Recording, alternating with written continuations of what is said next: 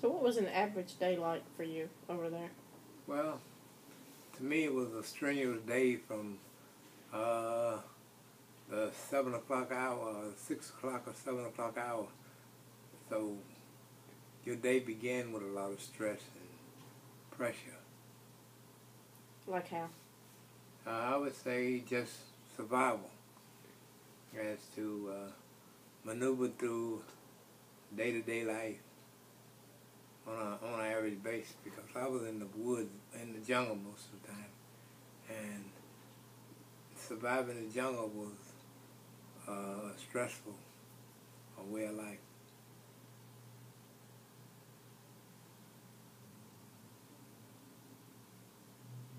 Because of the mines and booby traps and so forth that they had. And surviving the insect life there.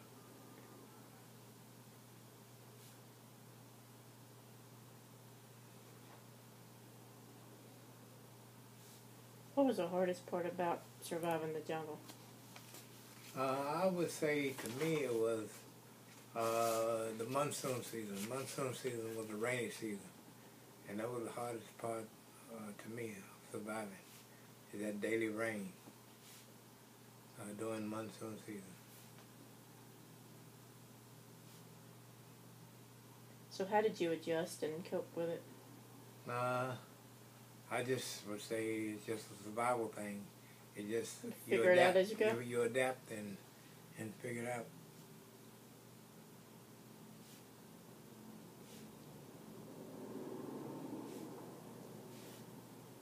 Do you think the Army did enough training for you before you went over there? Do you think you were prepared?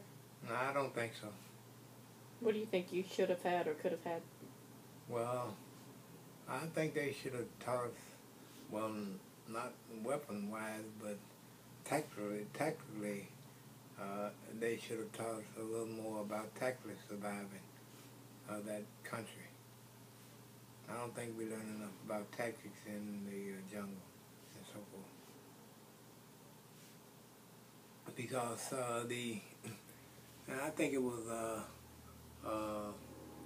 philosophy that, well, the theories of their survival of life were different from American way of life. And some guy was telling me, one of the old Chinese authors that they went by. So it was a theory that they went by and a theory that we went by. It was, and I think that was to their winning caliber.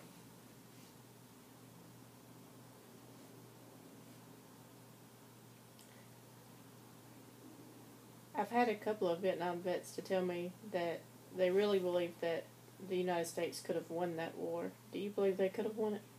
I think so, if they really wanted to. Why do you think that they didn't? I think it was a political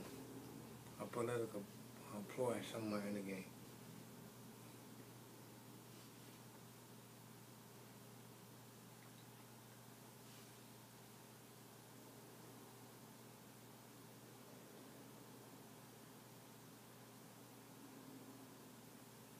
What was it like when you returned back from Vietnam to encounter the other part of the war, the protesters and everything back home? Yeah, it was horrible to me.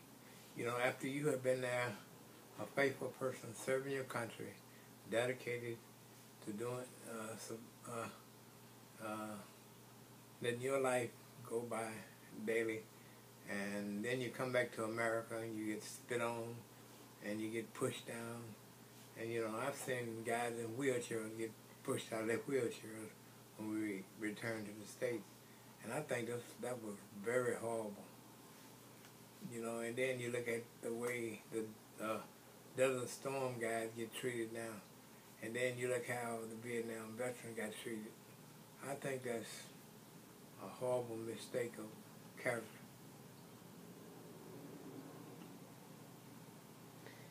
You referenced the Desert Storm. Do you think it makes the Vietnam vet feel a little better that things are changing, or do you think it makes them feel worse? I think it makes them feel better, because I belong to a Vietnam Veterans Association, You know, we look at to uplifting our support and helping the Desert Storm veterans.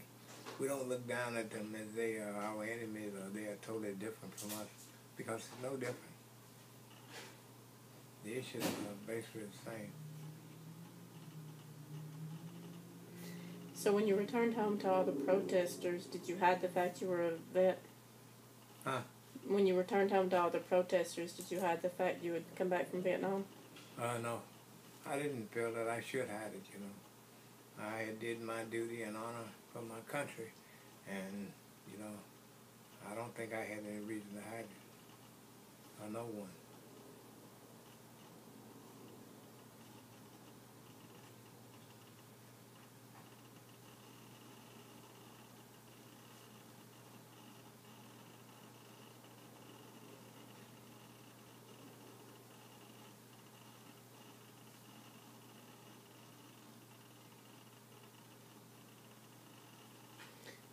When you see something on TV or you see something on the news about the Vietnam War, what's the first thing that comes to your mind? Well, where were I at in this situation at the time? That's what pops in the mind.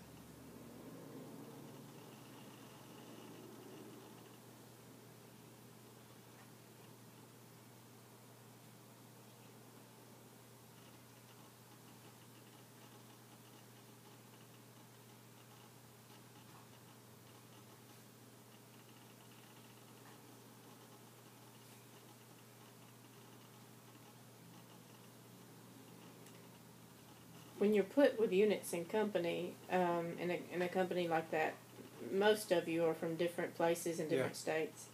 And being airborne, having some of your buddies in your unit to be killed, how did you feel about it? Well, to me, it seemed like losing a personal, a family member when you had someone killed, past some. It was that close-knitted. Is that the only attack that you guys lost somebody in? Yes.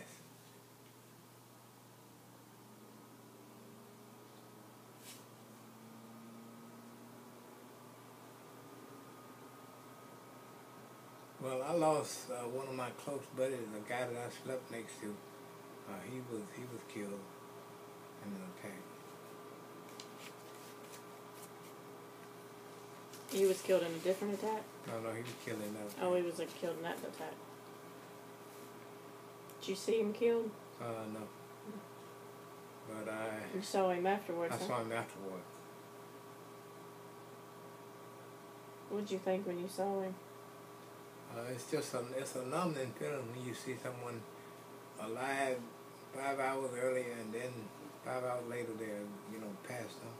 It's just a numbing feeling that I don't think we as humans can get used to dying anyway. And it's just, why him and why not me?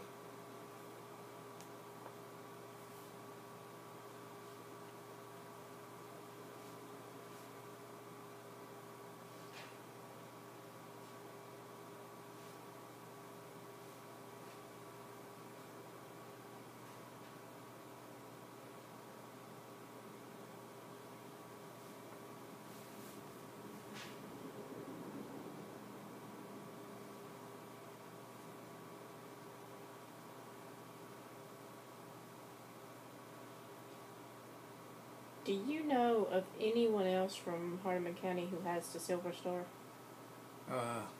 Cecil Jeter. I heard there was only probably one or two of you. It's not too many. It's not easy to get, is there? No, they're not.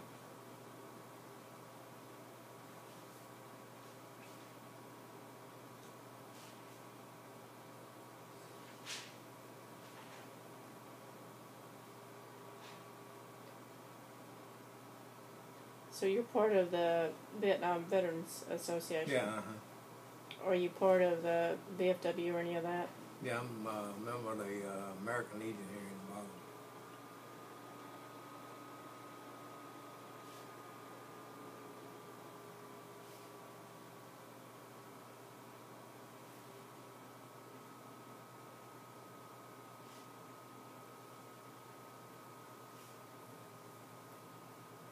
Where was your base camp at?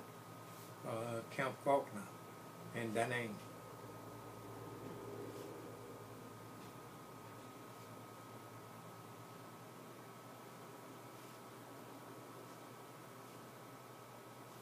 Is that where y'all stayed most of the time? Yeah. You said you were out in the jungle most of the time. On average, how long do you think you stayed at base camp? I think we would stay at base camp maybe 1 or 2 weeks. And that was about it, the length of time we stayed in the rear area.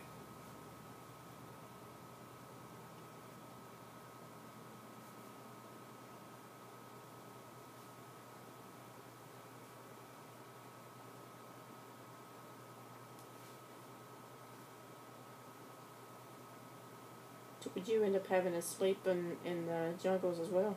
Oh yeah. What'd you sleep on? The ground. And in a foxhole.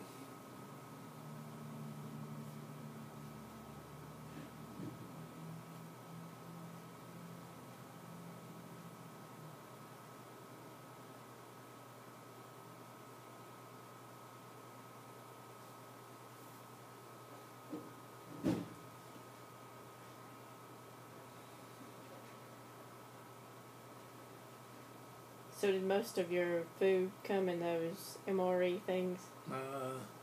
They were called sea rations. Sea rations at the time. I knew they had a different name. Yeah, it was sea ration. Couldn't remember what Dad called them. And when they would bring us hot food, they would try to get it out once a day. They would bring in sea ration containers.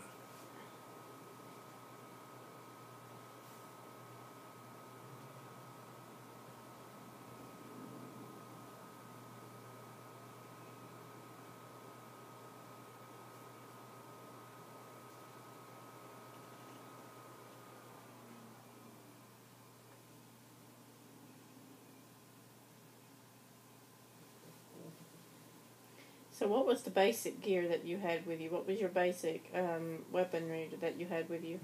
My basic weaponry was my weapon and web gear, was belt, suspenders, and backpack. Well, they call it a rucksack in Vietnam.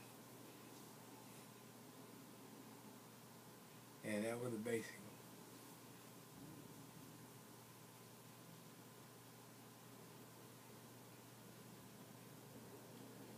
And the headgear we wore, it wasn't the helmets that you see most, well, they make you wear now. It was just whatever you could wear, soft cap or whatever. Whatever you had in your possession, right? So you didn't really have any head protection, No huh? head protection.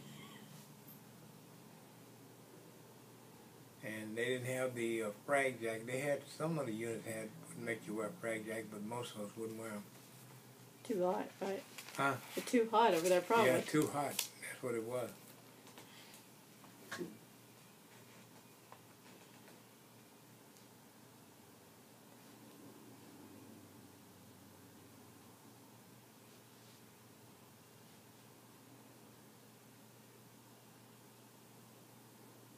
What is your best memory of Vietnam?